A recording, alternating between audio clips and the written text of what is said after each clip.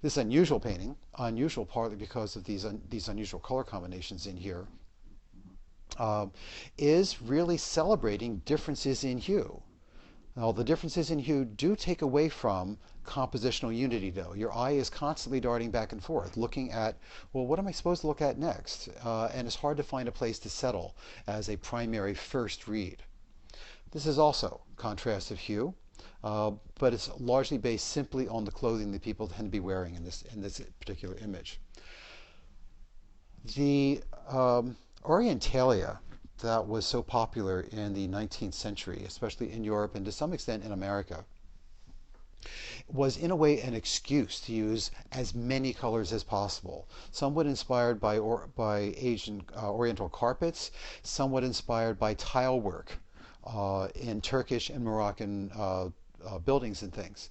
So most of the paintings we see with a theme like this tend to be just sort of riots of color, as we also see here. Delacroix was considered in the 19th century to be one of the first people who just simply, without apology whatsoever, embraced bright saturated color. And it was more true in his Orientalia paintings than in anything else. Again, similar kind of subject. The carpets carry a great deal of the color, but there is a wide variety of color everywhere. And that is supposed to be the point. The dark and light contrast is what creates the composition, not the color. Contrast of temperature is probably one of the easiest contrasts that I can talk to you about. It is not something you need to go to school for. It's not something you need to learn the theory about. It is a natural way for human beings to distinguish differences between important things. One is warm and one is cool. It is the second most important kind of contrast that we have after dark and light contrast. Claude Monet's haystack series is mainly looking at cool and warm contrast, but especially here, with the one he calls snow effect, because you can see the blue sky in the white snow so easily. Cool and warm contrast is not necessary to really explain or describe all that much. This is pretty obvious that this is very warm and cool, somewhat artificial. Almost everything Mansfield Parrish did celebrated a sense of very strong warmth and cool. This is much more subtle, and again, this looks like dawn. It looks like the kind of light you would see in the beginning of the day. We see a very strong sense of warm and cool here, although the warms tend to overwhelm the cools in our example here. Not so much here. In fact, this is sun. It looks like sunset. It does say after the day's catch. So the sun is illuminating the tops of these sails and will disappear within 1 minute, it looks like. If that were the case, we would probably expect to see a little bit more blue in the smoke because it would be illuminated by the sky. Sunset images are, by their very nature, warm and cool images, and a lot of the pleasure we get in looking at them is because of that sense of warm and cool. Incandescent light, as I mentioned before, is almost always warm. This is spearing fish by torchlight. So torchlight is our light source. We have a moonlight that is unusually green, and I can't comment on why. I don't know why. But a very strong cool versus warm painting. This is a sunrise or sunset. I'm going to guess that it's a sunset because of the fire. And we're looking into the sun, but the sun, this is blocking the sun, so this is lit by the blue of the sky. We are also looking into something lit by the sun. The sun is over here. The sun is over to our left, I think, here. I can't explain the green in the sky. You will never see that green in the sky unless somebody's released some toxic fumes, probably. We see green in the sky before a tornado, before some kinds of storms, but it is the one color that is the least exhibited color in all of the sky. Turner was essentially not only a warm and cool painter, but actually even a blue and gold painter, blue and yellow-orange painter. Not true for every single painting, but it is what he is remembered for. It is, in a way, part of his place in the history books. We have a split complementary harmony here, but it is also certainly cool versus warm. Cool versus warm, and again, it's hard to get away from at sunset. You're going to have blue versus warm at sunset. And Turner just reveled in that effect. I've already mentioned that Vermeer's favorite colors for interior scenes were blue, violet, yellow, orange, largely. So that means those are essentially cool and warm colors. But he doesn't stress the warmness all that much. His yellows are often very soft yellows with some gray mixed into them. This religious procession in winter is on a winter overcast day. There's going to be a lot of cloud cover, a great deal of blueness, so much blueness that there's something slightly exaggerated in this amount of red. There's not that much red that could come from the sky, from the light coming through the clouds to actually show you that much red in here.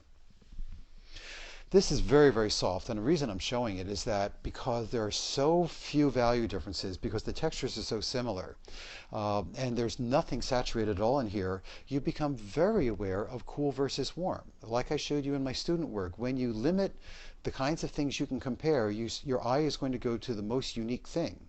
So to make something that is very subtle into the most unique thing, you're going to have to collapse all the other differences to get somebody to look at that. Same story. We've got violets and blues and greens in here, and we have red, oranges, and yellows in here too. And when you see them in similar value here, you start recognizing how cool and warm they are. When you've got a very high contrast, as you do here, you're not going to notice the cool and warm quite as strongly. The genre of salon painting is usually much more about dresses than it is about people, and that's certainly the case here. So this background is chosen to make this dress seem practically iridescent. And not only that, but a very shiny floor to reflect on. The person winds up almost being a mannequin inside a dress because the dress is the subject. Cool and warm light is very obvious here, and this looks like it is incandescent light plus the natural color of these rattan chairs. And anytime you're looking again into the sun, you're probably going to get a sense of cool versus warm light, as we do here. That's a very exaggerated view, though. Speaking of exaggerated views, very, very cool versus warm, and ironically, this looks like noon light. These kind of shadows, these kind of dappled shadows come from the sun being directly above us, and the bright light here is the kind of bright light you get from noonday light, when the light is brightest. You're not going to see this much color at noon. This is a painting, and it's not necessarily trying to be accurate, it's trying to be emotive, let me say. Cool versus warm is what is most fascinating about this, and especially how all the surrounding warmth, all this background I said this incorrectly. All this background coolness emphasizes the warmth in her. So she becomes this enlivened, vital character because of the warmth on her skin as opposed to all the coolness back here. Cool versus warm is something you see simply because of sunset. It is the nature of sunset. So this is very accurate. This is artificial light, and the warmth comes from incandescent light, and this comes from remaining skylight. This is not a midnight painting. This is probably when the sun is near the horizon. Contrast with saturation means that you are comparing dullness to brightness, or excuse me, dullness to intensity. So this is a painting about flower blossoms, and yes, it's called Wild Poppies. It is not about the sky, it's not about dead grass, it's not about trees, and it's not about the costume that the woman is wearing or the child is wearing. It is about the poppies. And you look at the poppies as the content of the painting because they are most saturated. There are 7 color contrasts that we normally talk about, and contrast with saturation is actually one of the most useful to you. This is one way that you can make sure that a viewer is actually going to look at what you want and spend some time studying that thing that you want. Now, I just showed you another version of something like this, so this doesn't have people in it, but it is painted for the same reason, the drama of these poppies. And it is also a complementary contrast, too. Monet's famous Impression Sunrise is remembered for the sun. It's not remembered for the water or the masts of the ships or the cranes or the sky as much as the sun itself because of that saturation. Your eye goes right to that. Okay, much more subtle here. Anders Zorn, a wonderful painter of very subtle textures and very soft light, has given us a creamy white background and creamy white dress, so therefore she looks very flushed. Her skin is the most saturated thing in this painting. She is framed by dark hair and dark eyebrows and dark eyes, but the skin becomes saturated, and therefore, again, she looks more vital in this particular image. Well, that idea is taken to an extreme here, because this is a picture of the old story of Pygmalion, the sculptor who was making a statue that he fell in love with and prayed to the goddess, and she allowed the statue to come to life. So this is a statue as she is coming to life, and he's startled that the prayers to the goddess that he made actually came true. That is saturated because it's alive. That is not saturated because it's still stone. Saturation is largely what makes this young girl stand out. This is a very soft light image. There's a lot of moisture in the air, a lot of overcast sky. You're almost living in a cloud here. So that is the most remarkable thing in this particular image. Just like this. It's not girl with shawl, it's girl with green shawl, because the green is very important. Well, there's a lot of color in here. But this color and this are purple. And purple is the additive complement, meaning that when your eye sees green very, very strongly, and you blink, you're going to see a purple afterwards. Also, this is contrast to saturation. This young woman is noted because she's wearing such bright clothes. And that is, in a way, what is so important about her, is she looks like a gypsy because she's wearing bright clothes. Okay, there's a lot of color here. It's a very naturalistic portrait. It is called the School Bells, and it's just a pun. But she is the exception. Nobody, except for this one little touch here, is wearing that color. So it would seem that these two men are actually trying to get her attention, although maybe we're supposed to think her. She is the most unique thing here and the most saturated thing here. Charles Le Brun was not just a painter, he was a color theorist, and he is one of the first in the 19th century that painters actually really took seriously. There is some blue to balance this out, but this is the Virgin Mary, and she is always seen to be wearing blue because blue is the color of the sky, and there is nothing to fight that.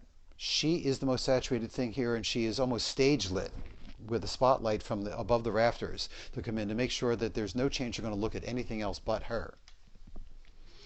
Some of that is true here. Saint Hyacinth is in neutrals entirely because he is a mere mortal. So the bright colors are reserved for celestial beings. Some of that's true here, except that in this case Jesus is not celestial yet. There's a lot of blue in the background, which may be part of the reproduction we're looking at. But the angel is there to help Christ, but Christ is the main content of the painting. And he certainly is here. This is very common in paintings from hundreds of years ago, where Christ is going to be the only person wearing very saturated clothing, and everybody else is going to be wearing brown, which is pretty much what you see here. Contrast to saturation, which we talked about earlier with this, is what makes this so compelling. Well, some of it. There's a lot of painting technique in here too. This couple is centered, so there's no doubt that you're going to look at this couple, but you're not going to look at her. She's not lit with the same kind of light that we are lit with here. And he is seen to be a wealthy man because he can afford to wear very bright colors at this point in history. We've talked about this one already, but that is what makes it so remarkable, is the very strong use of saturation. If you were describing this painting to someone else, you would describe it based on that saturated horizon line. This unusual painter was very comfortable painting with very similar value, and this surprises us now. It's this very unusual way to look at things. But the parasol is the content of this painting. She is supposed to be underneath it, and maybe she's supposed to be what we look at because of the hair, but the parasol is one of the most remarkable things about it for color reasons. We've gone through this one also. The fabric is supposed to be very saturated, but contrast to saturation, as I mentioned earlier, is what reminds you that these are living creatures and this is not.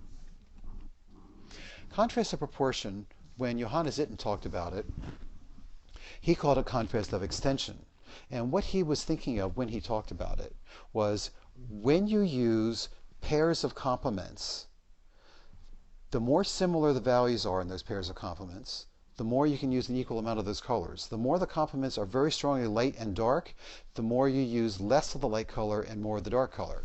So a red-green painting can be equal amounts of red and green, but a blue-violet painting should be 1/4 violet, 1/4 yellow, excuse me, and 1/4 violet. I hope I said that right. It was meant to be a yellow-violet painting being 1/4 yellow, 3/4 violet. That was right that time.